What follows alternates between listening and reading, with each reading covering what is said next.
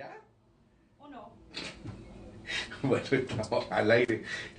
Buenos días tengan todos. Es que estoy conversando con la productora, con Katy, y me está diciendo de lo del Kybalión.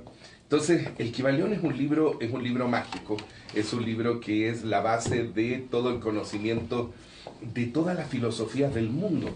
Son los 7 principios que se tienen que ejercer para comprender los secretos de la vida y las mecánicas de la vida, cómo funcionan y cómo devienen unas de otras, y, y cómo son cómo funcionan de manera consecuencial. Son leyes, y es bien importante, y es uno de estos libros mágicos.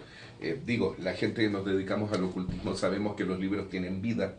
Em, uh, Sabemos que estos libros mágicos muchas veces no requieren nada más de una sola lectura, sino que por lo menos de 3 lecturas. Una que es una repasada a primera vista, la otra es una repasada en donde ya ciertos conceptos van quedando a nivel subconsciente, y luego una tercera lectura que ya es más de comprensión. Obviamente no son 3 lecturas, son muchas lecturas en la vida. El Kybalión, cada vez que lo abrimos, pues nos ofrece sorpresas nuevas. En el grupo de Metarmonics de los días sábados ya terminamos hace 15 días, terminamos la última lectura.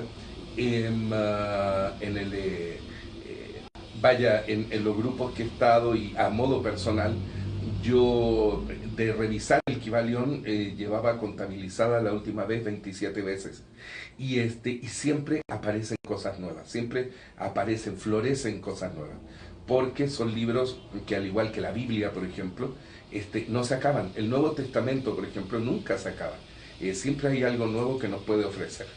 Son inspiraciones divinas, y por lo tanto, como están conectadas a nivel supraconciencia, están conectadas con nuestra subconsciencia, entonces son fuentes de información y son fuentes de comunicación que nunca se acaban. Bueno, buenos días, estamos en Metarmonics, Misterios de la Vida y de la Ciencia, aquí en Voice Radio MX, por Facebook Live.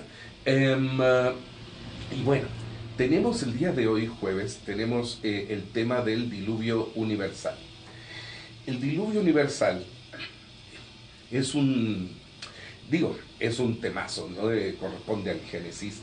Y y bueno, si ustedes quieren realmente más o menos saber de forma más acabada del diluvio universal, hay un libro que es un libro que se considera raro, ¿no? Que es el libro de Enoch, que es un libro protobíblico que constituye parte de la Biblia copta, y es la única que lo admite en su canon del Antiguo Testamento. Pero nuestras Biblias Reina Valera y las versiones anteriores no lo aceptan. Sin embargo, como buen libro protobíblico, tiene varios subtextos que son muy interesantes. Uno de estos textos es el libro del diluvio, efectivamente, que es un subtexto del mismo libro de Enoch. Y hay otro libro que es el libro de las luminarias del cielo, que nosotros, con mi maestra Angélica Caballero, que te mando un saludo, mi venerable hermana, y muy grande, un triple abrazo fraterno. Eh, esta, este estudio del libro de las luminarias es el estudio de cómo estaba configurado el cielo en la era antediluviana. Entonces nosotros nos podemos sacar cuentas en base a un programa informático de astrología. Nosotros metimos estos datos crípticos, pues son datos simbólicos, los que hay en este libro de las luminarias del cielo, y resulta que nos arroja un lapso entre 42.000 y 46.000 años antes de Jesucristo. Esa era la conformación del cielo en esa época. 4.000 años de diferencia, pues es bastante. Sin embargo, en eras geológicas y en eras astronómicas es nada. Pero bueno, el diluvio universal tiene la particularidad de haber sido registrado por todas las culturas alrededor del mundo, tan disímiles como en las zonas y los yaganes de la Patagonia, como los inuits de Alaska, como los bosquimanos de Australia, como toda esta parte, digamos, de Samoa, Hawái, tienen estos registros, incluso también los aymaras, los quichuas de Perú y Bolivia, también el Tíbet, también la India, también los hebreos, por supuesto, y bueno, y toda esta concatenación de relatos que hay desde los babilonios, mesopotámicos, sumerios, los acadios, etc. Y vamos a hacer un pequeño repaso de qué de cuáles son los grandes rasgos de este diluvio universal. Específicamente en la Biblia tenemos que notar, si nosotros nos metemos en el Génesis 6, capítulo del 1 al 4, vamos a tener esta referencia, este relato, y también en Pedro, capítulo 2, versículos 4 y 5, también tenemos esta referencia. Pero ¿qué dice? ¿Qué dice la historia esta de Noé? Bueno, Noé es avisado por Dios que viene un diluvio que va a acabar con toda la humanidad.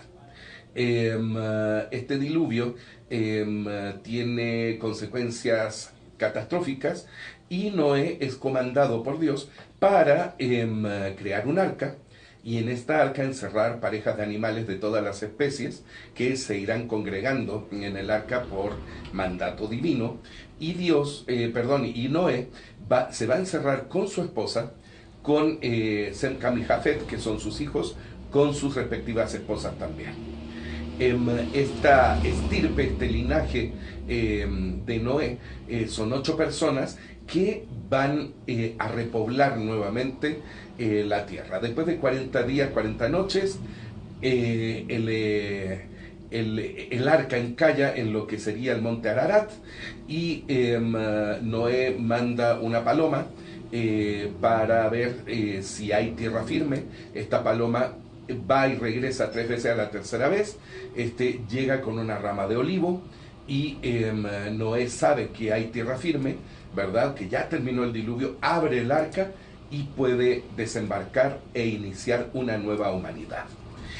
Esto es muy interesante porque estamos hablando de una nueva humanidad.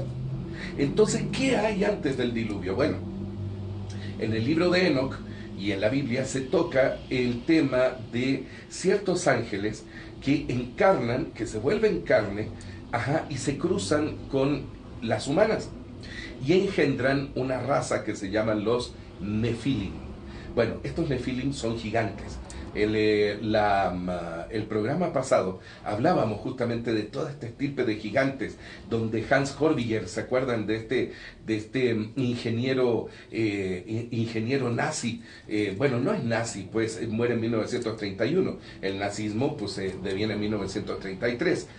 Pero todo el ideario de Horbiger, toda la teoría del hielo eterno, los nazis la hacen propia para explicar cómo era posible la descendencia de la raza aria y la proliferación de esta raza alrededor del mundo en todos sus colores, dentro de sus vertientes mongoloides, dentro de sus vertientes rojas, que son estas razas que pueblan, estas razas indígenas que pueblan América, lo que después vendría a ser América, y todas las razas de tipo indoario, que son la hindú, los mismos judíos, los gitanos, después estos hindúes migran hacia la zona del Tíbet. Ahí fundan esta religión fetichista, la religión Bon, que se mezcla después con el budismo y deviene a toda esta información enorme que es el lamaísmo tibetano, ¿sí? Todas estas son herencias de tipo ario que se supone que vienen de esta era antediluviana, donde gigantes pueblan la tierra. Es una humanidad que adquiere un grado de avance tan enormemente grande que hay un momento en que desconoce a Dios. Y Dios, en su ira, decide eliminar a esta primera raza humana. ¿Qué es lo que está demostrando esto? Está demostrando primero que hay un Dios que es vengativo y que necesita ser reconocido. Bueno, un Dios que es todo, efectivamente, no puede necesitar ser reconocido, puesto que es todo, ¿verdad? El todo permea todas las cosas. Por lo tanto, en esta omnipresencia, omnipotencia y omnisciencia de este todo, el reconocimiento es algo que es característico a otro tipo de ser que no propiamente es Dios Padre o Diosa Madre, como lo quieran ver, que es esto, que es este todo, que es este uno unigénito, que es este uno autocreado y autogenerado. Esta parte es un misterio que nosotros en nuestros estudios de ocultismo lo podemos saber. De hecho, hay una historia hermosa por parte de la Gnosis, en donde un eón en su generación 28, que deviene desde el pleroma que está en el centro de la galaxia, este eón que se llama Sofía, o Sofía, engendra, que es sabiduría, engendra un arconte. Y este arconte es Yaldabaoth. Yaldabaoth, que en idioma gnóstico es Samael, o bien Jehová o Yahvé. No es el Dios Padre, este Yahvé crea una realidad alterna, que es una realidad que él prefigura, puesto que él mismo se considera Dios Padre en su ignorancia, se le dice el ciego, se le dice el imbécil, y crea algo que se llama estereoma. Este estereoma es donde nosotros vivimos. ¿Sí? Es donde nosotros habitamos, que es esta realidad aparente similar a la Matrix de la película. Bueno,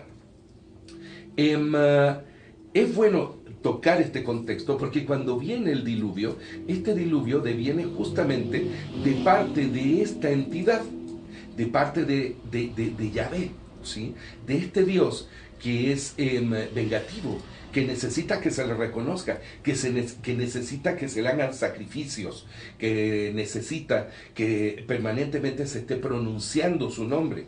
¿Por qué? Porque los arcontes no son autodeterminantes, es decir, no tienen libre albedrío. Por lo tanto, necesitan permanentemente que sus creaciones lo estén recordando.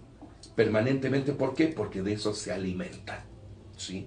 Ese es su alimento, ese es el alimento del arconte, la energía que desprenden los seres vivos que emanan de él para, como retroalimentación para él, poder conservar su poder y la vida, porque si no se mueren.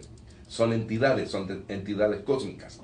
Bueno, también los arcontes tienen otra particularidad, rapidísimo se los tengo que decir, que es los arcontes inducen al error a sus propias creaciones. ¿Por qué? Porque hay tres variedades de emanaciones de energía muy potentes en estados alterados de conciencia, que son la ira, el terror y la lujuria. Entonces, el arconte provoca esta ira en los seres humanos, provoca el terror en los seres humanos, provoca esta lujuria desenfrenada en el ser humano. ¿Por medio de qué? Por medio de los falsos conceptos. ¿Sí? Estos falsos conceptos hacen que el ser humano emprenda una vida llena de equívocos y de energía derramada que el arconte aprovecha para poder vivir. Bueno, ¿qué es lo que inferimos entonces? Que esta raza antediluviana dejó de creer en el arconte porque lo identificó. Entonces, como dejan de creer en este arconte, dejan de pronunciar su nombre, dejan de adorarlo, dejan de errar porque empiezan a usar algo que nosotros llamamos razón. Y la razón, como la quinta facultad del pensamiento, es lo que eleva lo concreto a lo abstracto. ¿Sí? Es decir, la razón, el uso de la razón hace que nosotros como seres humanos, nosotros tendamos a crear nuestras realidades a partir de nuestro propio pensamiento. Entonces ya no necesitamos a Dios, ya no necesitamos a intermediarios. ¿Por qué? Porque no es que nosotros seamos dioses, estamos muy lejos de ser dioses, sino que no necesitamos a Dios externo, porque por medio de la razón inferimos que Dios es interno, está adentro de nosotros, ¿sí? Por lo tanto no necesitamos perseguirlo afuera, está adentro, está a nivel subconsciencia. Cuando nosotros sublimamos nuestra subconsciencia, lo que hacemos es el paso en química de la sublimación, es volver un estado de la materia a otro sin pasar por el intermedio. Es como cuando ustedes colocan una coca en el congelador, la abren y se vuelve sólida luego. ¿Sí? Bueno, a nivel espiritual pasa lo mismo. Por medio de la conciencia, por medio del alimento que es la razón, estamos abriendo nuestra subconsciencia. La subconsciencia es este pozo donde habitan nuestras memorias, la memoria genética, la memoria racial, la memoria espiritual, todo de que somos creación desde que fuimos una pequeña partícula que deviene al ADN, que fuimos aminoácidos. Desde ese momento está toda esa información guardada en nuestros genes, y esos genes se heredan de generación en generación y deviene a esta conciencia. Bueno, nos vamos a un corte. Por aquí estamos empezando a acercar la razón del diluvio universal. Bueno, estamos en Voice Radio MX, www.voiceradiomx.net, en la página. Y y cualquier pregunta, por favor, al 55 14 58 65 35, que es el número que aquí está también en WhatsApp. Ahorita regresamos, no se vayan.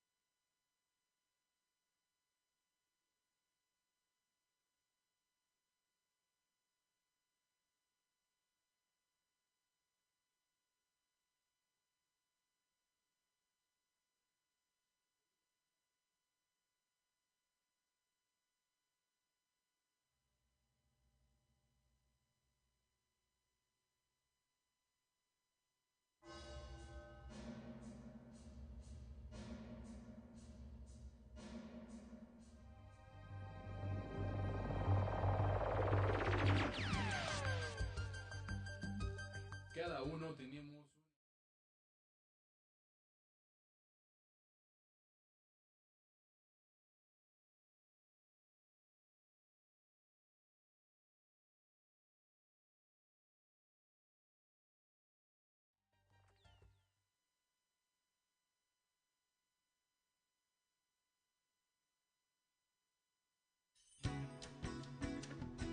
Una sonrisa no tiene precio, y en Sentido Humano que Transforma lo sabemos.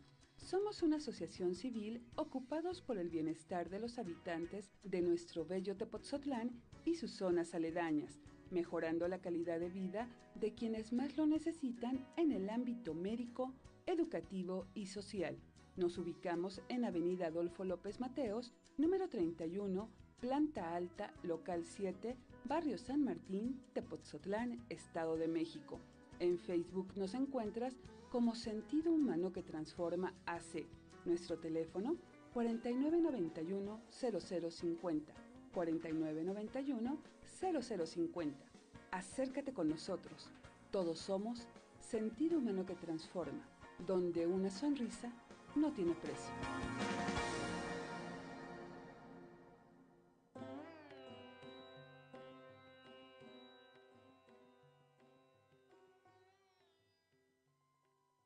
Jardín Ancestral México te invita al taller inaugural El Kybalión. Meditación, astrología, herbolaria, simbolismos y más. Nos ubicamos en Cerrada San Esteban, número 52, Colonia Santa Rosa de Lima, Cuautitlán Izcalli. Para más información, comunícate al 55 62 94 87 93 o búscanos en Facebook como Jardín Ancestral México. Inicia este 15 de mayo y hasta el 8 de junio, todos los miércoles y viernes de 5 a 7 de la noche. Imparte el doctor Vladimir Lasetti. Taller Kybalión, el taller que necesitas hoy.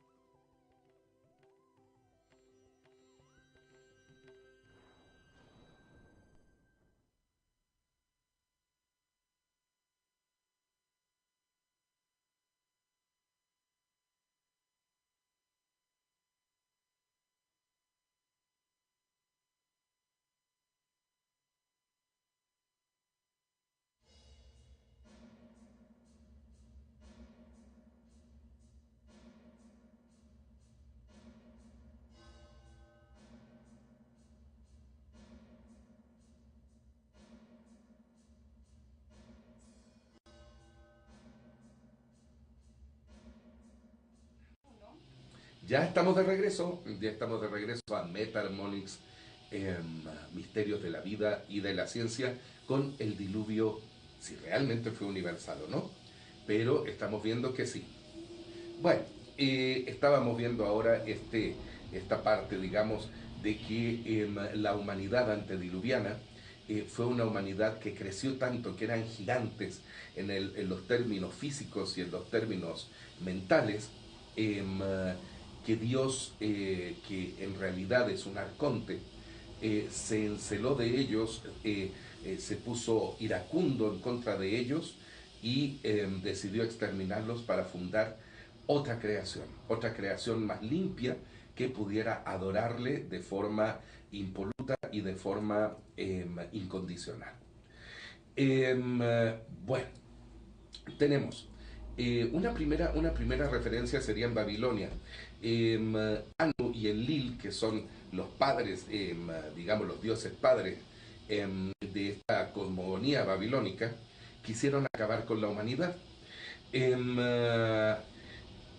Sisudra, gracias a Enki, que es hijo, junto con Marduk, que es hermano de Marduk, sobrevivieron a este gran cataclismo y pudieron refundar la humanidad como nosotros la conocemos. Luego vienen los sumerios con esta epopeya de Gilgamesh, estas tablillas de arcilla que fueron descubiertas con la escritura cuneiforme relatan esta historia de Gilgamesh, que visita a Utnapishtim. Utnapishtim es el sobreviviente del diluvio que es premiado con la vida eterna. Entonces Gilgamesh va con Utnapishtim y Utnapishtim le relata la historia. Le relata que Dios decide ponerle fin a la humanidad y le comanda la construcción de un cubo de madera de 60 metros por lado, es decir, serían unos 200 codos, más o menos, unos codos antiguos. Entonces, él construye este cubo y la tormenta dura 6 días y 6 noches. Al séptimo día, el mar se aquietó, cesó la lluvia y paró el diluvio en sí. La humanidad se convirtió en lodo. Y a partir de este lodo, la nave asentada sobre este lodo en la cumbre del monte, que es el símil del monte Ararat hebreo, Utnapishtim soltó una paloma y esta regresó. Luego soltó una golondrina y la golondrina regresó. Soltó a un cuervo y el cuervo ya no regresó. Cuando el cuervo ya no regresa, Utnapishtim se da cuenta de que ya hay tierra firme, puede desembarcar, puede liberar a los animales congregados con él y ofrece un sacrificio y repuebla la tierra.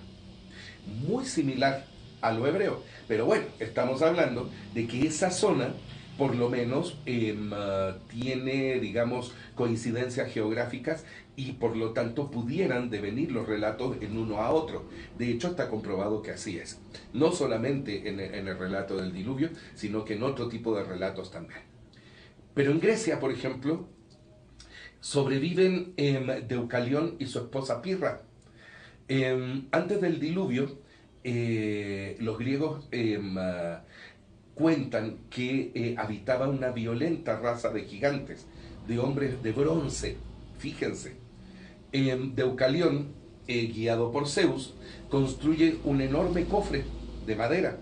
Se encierra en este cofre de madera y al cabo de que termina el diluvio, este cofre se vara, queda varado, se atora en el monte Parnaso, desde donde él baja y repuebla la tierra nuevamente. Deucalión, los hombres de bronce. Vamos anotando, ¿por qué? Porque todos los datos que hay son curiosos. Fíjense, la tormenta, según los babilónicos, dura 6 días y 6 noches. El número 6. El número 6 corresponde al número de la bestia, pero no el número de la bestia del diablo, ¿no? Sino que es el número de nuestra bestia interior que tenemos que someter para poder ser hombres de sabiduría, poder propender al 7. Al 7, que es el 7, es la unión del triángulo con el cuadrado. El triángulo es el número de la armonía divina, que es el 3, y el 4 es el número de la perfección de la materia. Cuando nosotros dominamos el espíritu y la materia, somos hombres de sabiduría, se me anda atorando la lengua, y somos hombres que propendemos a un nivel de divinización que sería eventualmente crecer al número 8. Pero bueno, Deucalión, ¿sí? Deucalión era parte también de estos hombres de bronce. El bronce, el bronce no es oro. Fíjense la similitud. El bronce se usaba para construir armas, utensilios, etc. ¿Qué es? ¿Quién enseña la orfebrería? ¿Quién enseña a manejar el bronce a los hebreos, por ejemplo? Haciendo un paralelo, Tubal-Caín. Tubal-Caín es este antepasado de Noé, fíjense cómo se ata todo, es este antepasado de Noé de estirpe cainita, ¿sí? De donde viene Matusalén, de donde viene Matusael. Ajá. Bueno, Tubal-Caín le enseña a Hiram, que es el constructor del templo de Salomón, a manejar el bronce. Y bueno, la gran construcción primaria del templo de Salomón, por medio de Hiram, es este mar de bronce, es esta vasija inmensa de bronce donde hay 12 toros sosteniéndola. También la gente que esté más o menos allegada a esto, pues podrán decir, bueno, el 12. El 12 pues es un número también, es un número cabalístico, es un número de sabiduría, es el número del esquema perfecto antes de que se destruyera el planeta Juno. El planeta Juno, en una conflagración cósmica, se destruye. Y uno de los fragmentos de Juno roza la Tierra. ¿Y saben qué es lo que ocasiona? El diluvio. Un fragmento del planeta Juno, que es el cinturón de asteroides que está entre Marte y Júpiter, roza la Tierra creando el diluvio y extermina a la raza humana hasta ese momento. Caray, o sea, hay muchas, se amarra todo en una sola cosa, ¿no? En la India, Manu sobrevive. Lo ayuda a un pececillo. Aquí hay que ver también el pez. El pez es pues, la era de Piscis. Entonces, este pez le avisa a Manu que Dios está a punto de destruir la tierra. Entonces Manu construye un barco que el pez jala hasta que se encalla en el Himalaya, en la cordillera del Himalaya, y Manu junto con Ida repueblan la tierra y crean una nueva raza humana. Hay unos relatos muy interesantes en donde se dice que en los Himalayas, buscando Shambhala, unos exploradores encontraron 2 sarcófagos en una cueva que los sacerdotes lamaístas, los lamaístas tibetanos lo conocen. Son dos sarcófagos en donde están encerrados dos cuerpos incorruptos, uno de un hombre de 4 metros de altura y otro de una mujer de 3 metros de altura. ¿Coincide? Sí, coincide. Estos protohumanos que están encerrados en estas cavernas corresponderían a la primera parte de lo que fue la alianza entre la raza aria y la última raza de gigantes. Bueno, ¿qué pasa en China? En China tenemos al dios del trueno que entrega un diente a dos niñitos, a Nura y Fuxi. Les entrega este dientecito. Ellos plantan este diente y este diente germina y crea un enorme árbol, y este árbol produce como fruto una calabaza enorme. Bueno, Dios, el dios del trueno, les dice a los dos niños que va a venir un diluvio que va a extinguir a la raza humana. ¿Por qué? Porque la raza humana está sumida en iniquidad. Por lo tanto, los niños se refugian en esta calabaza y logran salvar el diluvio. Los dos niños salen de la calabaza eventualmente y logran repoblar la tierra. ¿Qué pasa en México? En México, un diluvio sumergió las montañas. Tezcatlipoca le avisó a el hombre llamado Nata. Y Nata ahuecó un árbol y junto con su esposa Nena se refugiaron hasta que el agua bajó. Nata y Nena salieron de este tronco ahuecado, avisados, como les digo, por Tezcatlipoca, y repoblaron la tierra nuevamente. Los chibchas de Perú cuenta que en 5 días se aniquiló el mundo, menos una persona que fue a estar resguardo en las montañas por aviso de una llama parlante. Esta persona sobrevive en las alturas de las montañas y logra repoblar la tierra nuevamente. ¿Qué es lo que sucede? ¿Qué es lo que sucede en Sudamérica? Los relatos son coincidentes porque en la medida que sube el agua del diluvio, también suben las montañas. Es muy curioso. Los Aymarás, Viracocha, salió del Titicaca, este lago enorme que está en Bolivia, frontera de Bolivia con Perú, y creó al mundo y a hombres fuertes anormalmente grandes, nuevamente los gigantes. A la hora de crear a estos hombres grandes, se vuelven soberbios y Dios decide destruirlos. Era la primera raza humana, se encolerizó contra ellos y los acabó con el diluvio. Los yaganes y onas de la Patagonia creían en un hombre que ahuecó un árbol nuevamente y entró a ese árbol gigante junto con una pareja de cada especie animal existente en ese momento, y así también salvó el diluvio. Bueno, hasta acá tenemos varios relatos que van desde América hasta Asia. Vamos a un corte, ahorita regresamos y no se pierdan ya la última parte de El diluvio realmente fue universal en Metarmonics, misterios de la vida y de la ciencia. No se vayan.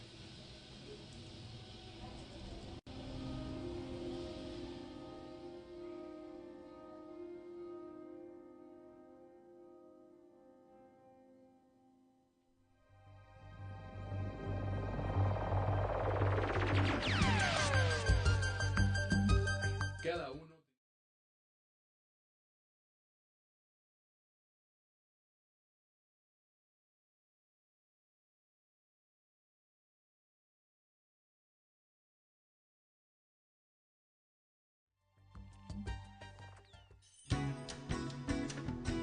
Una sonrisa no tiene precio, y en sentido humano que transforma, lo sabemos. Somos una asociación civil ocupados por el bienestar de los habitantes de nuestro bello Tepotzotlán y sus zonas aledañas, mejorando la calidad de vida de quienes más lo necesitan en el ámbito médico, educativo y social. Nos ubicamos en Avenida Adolfo López Mateos, número 31, planta alta, local 7, Barrio San Martín, Tepoztlán, Estado de México. En Facebook nos encuentras como Sentido Humano que Transforma AC. Nuestro teléfono 4991-0050. 4991-0050. Acércate con nosotros. Todos somos Sentido Humano que Transforma, donde una sonrisa no tiene precio.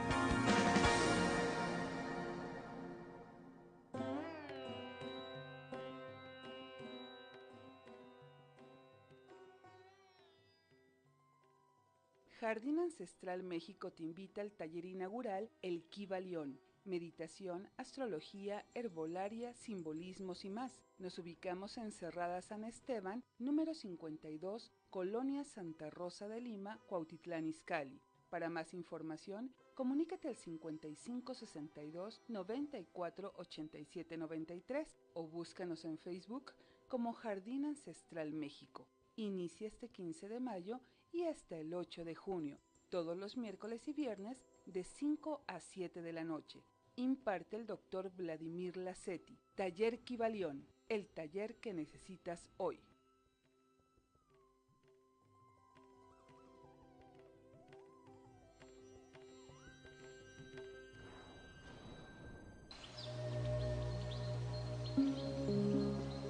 Alcione. Cosméticos, cuarzos y gemas. Productos elaborados con base en herbolaria tradicional mexicana. Ofrecemos productos capilares, corporales, faciales, aromaterapia y servicios de temazcal.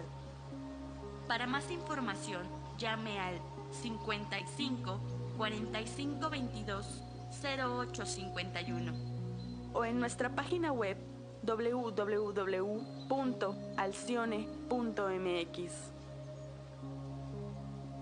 De Alcione con amor para quien en amor espera.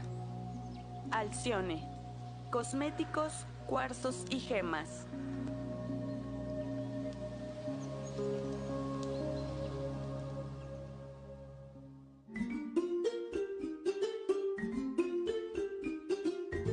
¿Buscas cocinas, closets, cantinas y muchos muebles más a tu medida? En Cocinas Proyecta tenemos los mejores y más innovadores diseños para la casa de tus sueños. Contacta a Luis o África Barreto al 55 14 90 98 83 o al 55 27 04 36 41. Proyección y comercialización de cocinas SADCB. Diseño y fabricación. Búscanos en Facebook como Cocinas Proyecta Barreto.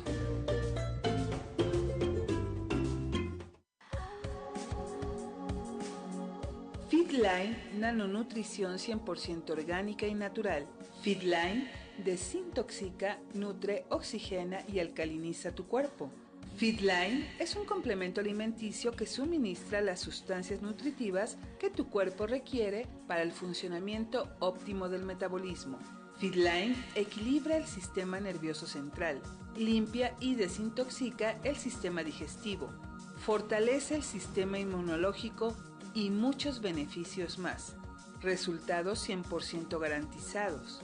Mayores informes al 5531 06 24 65 y en redes sociales Feedline MX Izcalli. Sé una más de las personas que mejoran su calidad de vida y salud con Feedline.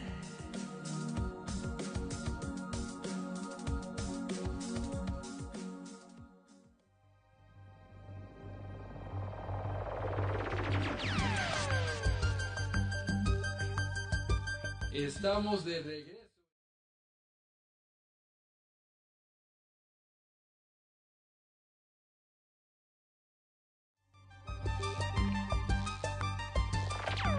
Bueno, estamos de regreso aquí en Metarmonics, Misterios de la Vida y de la Ciencia.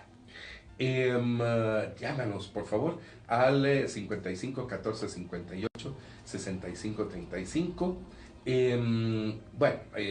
Yo sé que es difícil hacerse de presencia de ánimo para hablar y opinar con respecto a estos temas, pero dejo abierta la invitación.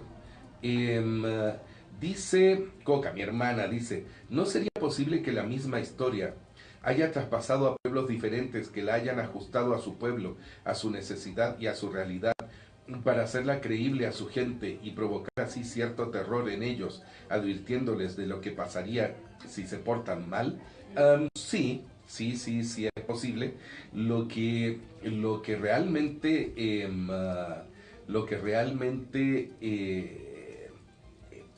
ocupa, porque no preocupa, ocupa, es el hecho de que esta historia se haya generado de manera espontánea en diferentes partes del mundo en donde las culturas no tenían contacto aparente, ¿sí? Porque hay otra teoría en donde dice que esta historia pudiera ser un arquetipo fijado en nuestra subconsciencia a partir del momento en que la Tierra tenía un solo continente, que era Pangea, que eventualmente con esta ley de Wegener, ¿no? Que es esta cosa de los movimientos de los continentes y de las placas, se fue separando los bloques de tierra, formando los continentes actuales, y esta historia haya quedado en la memoria genética de la especie humana.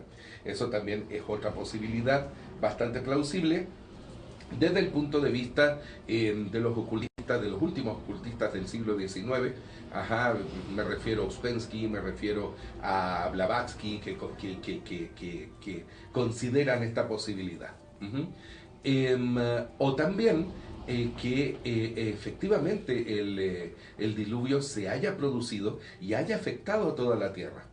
Entre todas las culturas hay diferencias de los relatos, pero lo que es el molde, hay muchos factores comunes con respecto al diluvio, y estos factores comunes específicamente son la subsistencia de una persona o dos personas, que repueblan la tierra nuevamente a partir de la destrucción de una raza de iniquidad que existió antes del diluvio y de la decisión del Dios para destruir esta raza que lo olvidó, ¿sí? Y poder recrear a partir de esta pareja o a partir de esta unidad humana, poder recrear a una nueva especie que tenga conciencia de él y lo adore. Eso es más o menos los factores comunes, ¿verdad? Y que el diluvio tapó la tierra. En Sudamérica, en el lago Titicaca, como estábamos relatando con los aymaras, hay un punto muy, muy curioso. Resulta que a 4.000 metros de altura, al nivel del lago Titicaca, cerca de la ciudad de La Paz, hay una ciudad antiquísima, indígena en la cordillera de los Andes, que se llama Tiwanaku. Y quienes en algún momento estuvimos en Tiwanaku, yo estuve en Tiwanaku con mi familia hace mucho tiempo, nos dimos cuenta de que Tiwanaku era un puerto y tenía a 4.000 metros de altura sobre el nivel del mar, nótese, tenía una rada, tenía un muelle para embarcaciones, que mucha gente dice, bueno, que el lago Titicaca en algún momento tuvo un nivel de altura de las aguas más alto que el actual. Puede ser, pero he aquí la otra parte que nos inquieta. ¿Cómo es posible que a esa altura se encuentren fósiles marinos, no de lagos? ¿Sí? Hay trilobites, hay caracoles, ¿sí? Y uno los puede encontrar yendo a escarbar a las laderas del cerro. Uno se encuentra con los fósiles, son abundantísimos. Bueno, uno se encuentra fósiles marinos, ostras, etcétera, se los encuentra uno en las laderas de la cordillera de los Andes, adyacentes al lago Titicaca y adyacentes a Tiwanaku. ¿Qué quiere decir esto? Que como dicen los relatos de los mapuches incluso y de los aymaras, junto con las aguas también fueron subiendo las cordilleras, también fueron subiendo las montañas, pero disparmente, es decir, lo que era el lago Titicaca era parte del mar. Y los ocultistas del siglo XIX sabían que habían dos Atlántidas, y una de esas Atlántidas era Tiwanaku, y Tiwanaku se extinguió, no por sumersión como la Atlántida del Norte, sino por inmersión, perdón, no por inmersión como la Atlántida del Norte, sino que la Atlántida del Sur, que era Tiwanaku, se extinguió porque se elevó junto con las montañas y dejó de tener este contacto con el resto del mundo. Entonces, el diluvio universal provocó muchos cambios a nivel orográfico en el resto de la Tierra. Dice alguna posible relación entre estos gigantes, el Himalaya y el Yeti. Sí, es muy probable. Y también me cuentan, los fósiles son por elevación del terreno producto de los terremotos. Está probado que toda la cordillera antes fue fondo marino. De ahí también los salares del norte, en el norte, claro, en Atacama, en el norte de Chile, así es. Y sí tiene razón, está probado porque fue elevación de las cordilleras, por supuesto, porque hay una placa de Nazca que se mete debajo del continente a la altura de Sudamérica y hace que la cordillera se eleve, que es un poco el mismo efecto también de los montes Urales con respecto al Himalaya. Sin embargo, está probado también que las aguas también bajaron en la misma época. Es decir, hubo dos eventos. Uno, que por este efecto tectónico subieron las cordilleras, y también hubo otro efecto que hizo que el agua subiera y eventualmente bajara. Eso se produjo más o menos en la misma época. Entonces hubo una época en donde coincidieron las alturas de las montañas con el nivel del mar. Y después se disparó, las montañas siguieron creciendo y el mar empezó a bajar después del diluvio. Eso es lo que se plantea. En Oceanía, por ejemplo, en las islas Samoa, Pili y su esposa sobrevivieron sobre una roca. Fíjense la analogía con las montañas. Dios les dijo que se fueran hasta una roca en las alturas y que así podían librar la subida del nivel del mar. Después, cuando baja el mar, ellos repueblan la tierra. En Hawái, Kane se enoja e inunda la tierra. Y Nu se salva en un barco grande que encalla en una montaña, nuevamente la montaña. Tenemos esta parte en donde las montañas suben y el mar baja, en todos los relatos, ¿sí? La visión más simplista podría ser el hecho de que porque las aguas bajan, los barcos logran encallar. Pero ya tenemos varios relatos en donde dicen que las montañas suben a la par de que el mar empieza a bajar después del diluvio. Fíjense. Y en la cultura mapuche, en Chile, tenemos que el sol, Antú, dejó caer a sus hijos a la tierra formando dos grandes cráteres, haciendo hoyos, estos cráteres enormes, y después Cuyén, que es la luna, llorando, inunda estos cráteres de agua, ¿sí? Llora la luna y se hicieron los lagos. Luego, con esta lluvia de los hijos del sol, están estos cuerpos rotos de los hijos del sol que se convirtieron en dos serpientes. En las serpientes, en la mitología mapuche, se llaman Vilu. Entonces tenemos a Kaikaivilu y tenemos a Trentrenvilu. El sol enseñó a los mapuches, a los antiguos mapuches, que eran de bronce. Ojo. Los antiguos mapuches antes del diluvio eran de bronce y les enseñó Dios, pero estos desconocen a Dios y se le rebelan. El sol dejó a Kaikaivilu, esta serpiente, para que aumentara las aguas, en tanto que Trentrenvilu aumentó los cerros. Bueno, el sol, cuando, que es el padre, que es el sol, o Negnechen, que es el gran creador del mundo, decide en algún momento que empezar a bajar el agua, pero las montañas se quedaron arriba. Entonces, un niño y una niña que sobrevivieron escondidos en una grieta de la montaña que no fue tocada por el agua, huérfanos, fueron amamantados por una zorra y un puma. Y de ellos desciende toda la raza mapuche. ¿Coincidencias? Caray. Ahí les dejo la tarea, ya nos vamos. Ese es un tema para largo. Ajá. Esto fue Metaharmonics, Misterios de la Vida y de la Ciencia. Espero que este tema les haya gustado y tengan en consideración una cosa. Nosotros, como seres humanos, como raza, formamos una estirpe que deviene de otra raza antigua. Esta raza antigua tiene la flama divina en él. El creador del cual se supone que descendemos, este creador que en realidad es un arconte, este arconte no tiene esa flama divina, pero Sofía sí, su madre. Entonces Sofía se encarga de meter adentro de la humanidad esta flama divina que hace que devenga en conocimiento. ¿Sí? A los seres humanos nos gusta conocer, nos gusta investigar, nos gusta saber. Y esa sabiduría nos plantea una duda. En la filosofía que yo sigo, se llama duda filosófica. Esta duda que hace que nos planteemos constantemente estas preguntas que nos van a llevar a las respuestas que devendrán eventualmente en satisfacción de nosotros mismos. Finalmente somos seres humanos que buscamos la felicidad.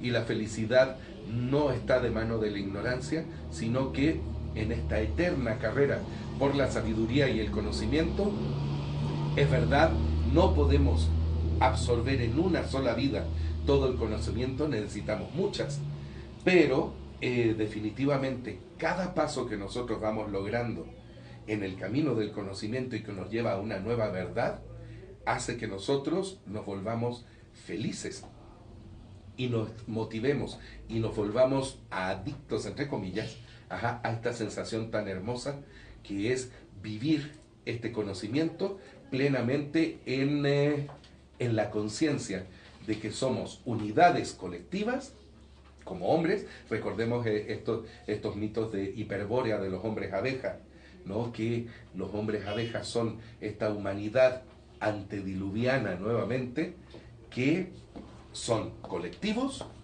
y unidades al mismo tiempo. Bueno, vamos a abundar un poco más el tema del diluvio.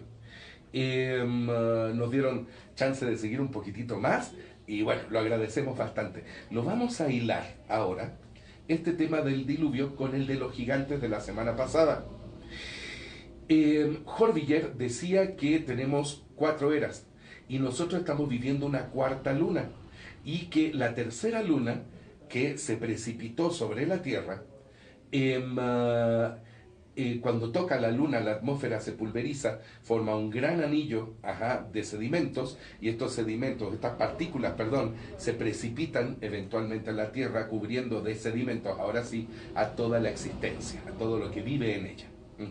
Pero Horviller decía que esta luna era de hielo. Fíjense cómo se van uniendo las cosas. Sabemos que Horviller, la teoría de Horviller es una teoría paracientífica. Él la planteó por inspiración. Sin embargo, era astrónomo, y era un astrónomo, era un astrónomo, él era aficionado, pero era una persona que él notaba, él veía una serie de realidades, entre ellas que la órbita de los planetas era espiral, cosa que sabemos ya al día de hoy y que el ocultismo ha planteado toda la vida desde hace miles de años. Pero bueno, la ciencia llegó a decir que las órbitas eran elípticas, que eran circulares, que eran ovoides. Bueno, ahora sabemos que son espiraloides. Entonces Horviller plantea antes de la tercera luna una raza de gigantismo humano. Otra vez, esta precipitación de la luna, de la tercera luna de Horviller, de hielo, ¿no se habrá precipitado en forma de agua? Digo, era la tercera era, por lo tanto corresponde aproximadamente a la era de Piscis, de agua. Todo está amarrado. Todo está amarrado. Y en este caso, Horviller, desde el punto de vista de la mitología escandinava, de la mitología celta, de la mitología teutónica, plantea esta parte en donde hay una pretendida negación de la mitología hebrea, de la mitología de esta parte de Oriente, puesto que se considera que los primeros sobrevivientes de estos gigantes fue una raza humana en degeneración. Y esta raza humana en degeneración corresponde a estos pueblos indoarios, a estos primeros pueblos indoarios, que fueron totalmente genéticamente abatidos, ¿sí? Fueron hombres que no tenían ningún tipo de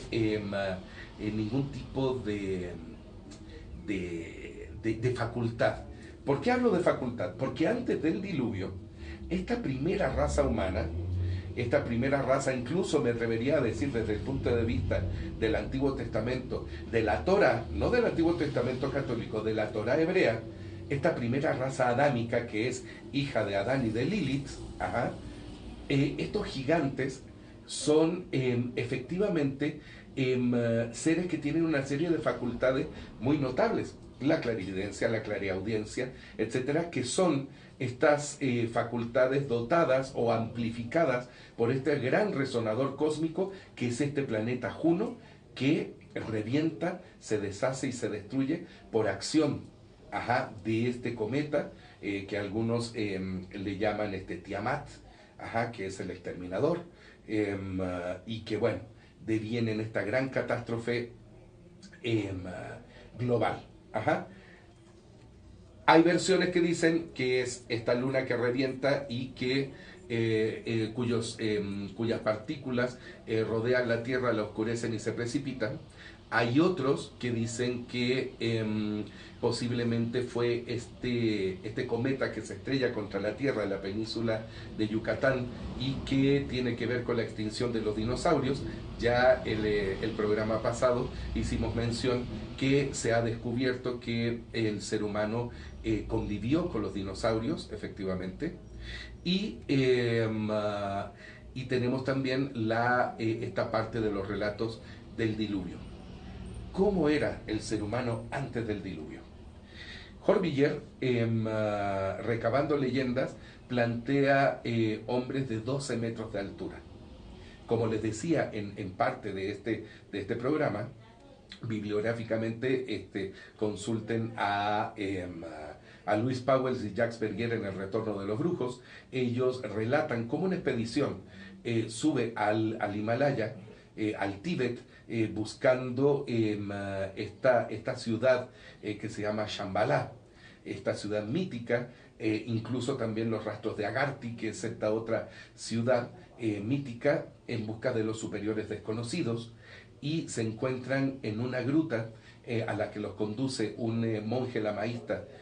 Los conduce a esta gruta, que es la tumba en donde están dos sarcófagos, se supone de oro, con inscripciones crípticas, en donde debajo de los cristales hay dos cuerpos perfectamente conservados, de un hombre de 4 metros de altura y una mujer de 3 metros de altura, de ojos hundidos, frentes prominentes, narices rectas y labios delgados y de piel muy muy blanca, que es un poco lo que tenemos como prototipo de la raza aria antigua.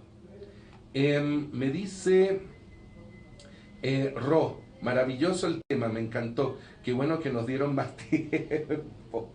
Sí, Chivis, sí, también a mí me gusta también que nos den un poquito más de tiempo. Dice mi hermana, faltó lo del Yeti, claro.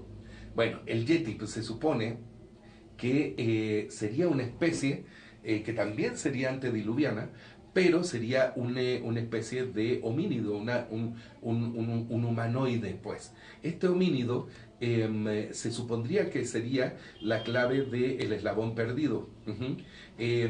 Hubo razas de homínidos que existieron en épocas antes del diluvio, que fueron primo hermanos de nosotros, por así decirlo, ¿sí? Y el Yeti quedaría aislado en varios enclaves en el mundo.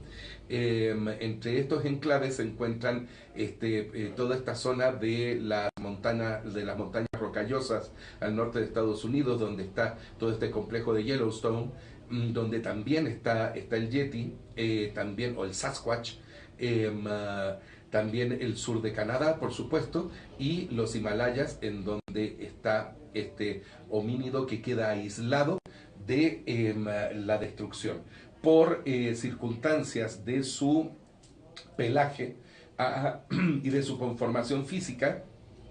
Logra resistir glaciaciones y emigra a estas partes en donde son los lugares más fríos y altos, buscando poder replicar sus circunstancias de vida antes del diluvio. Esto es lo que se supone que podría aplicarse al Yeti. De hecho, si nosotros hacemos un paralelo con las teorías de Horviller, antes de la precipitación de la tercera luna, donde hay esta época de gigantismo del hombre, también se producen estas mutaciones genéticas en los mamíferos, en los primeros mamíferos. Y es aquí en donde se dan los grandes paquidermos, estos mamuts, los dinoterios, por ejemplo, los esmilodones, dientes de sable, que son especies de mamíferos que son enormemente grandes en tamaño. Y en los megalodones y en esta época, pues, se supone que está la raza humana en un periodo de gigantismo. Este periodo de gigantismo, el equivalente en los hebreos son los nefilim, ¿sí? Hay un relato muy curioso que es, bueno, nada curioso, más bien nos los enseñaron desde chicos, que es el de David y Goliat, donde se produce la lucha entre David, que es el liberador del pueblo de Israel, contra Goliat, que es el campeón de guerrero de los filisteos. Hay que hacer notar que la raíz de los filisteos es filistenes, filisteios, falisteios, palestines, palestinos. Los palestinos eran los antiguos filisteos, ¿sí? Entonces, el campeón guerrero de los palestinos era un gigante. Estos palestinos, de la época, estos filisteos, aprendieron de este gigante. Era un gigante guerrero que era del cual heredaron ellos el arte de la guerra. Y Goliat se enfrenta a David, y David abate a Goliat con una roca. Esa roca es símbolo del espíritu interno de David, permeado y templado por su voluntad, que logra abatir al enemigo y que es el símbolo de la caída de la raza de gigantes en esta época post-diluviana. Bueno, espero que les haya gustado el tema. Ahora sí, terminamos con Metarmonics, Misterios de la Vida y de la Ciencia. Ojalá puedan escucharnos. Estamos en Voice Radio MX por Facebook Live. Y vamos a ver lo de la página de nuestra página que es www.voiceradiomx.net. Vamos a verlo y comuníquense al 55 14 58 65 35, que es mi WhatsApp. Bueno, nos vemos el próximo jueves de 10 a 11 de la mañana. Tengan un muy bonito día, una muy bonita semana, y que este fin de semana que se atraviesa esté lleno de salud y bendiciones. Bye.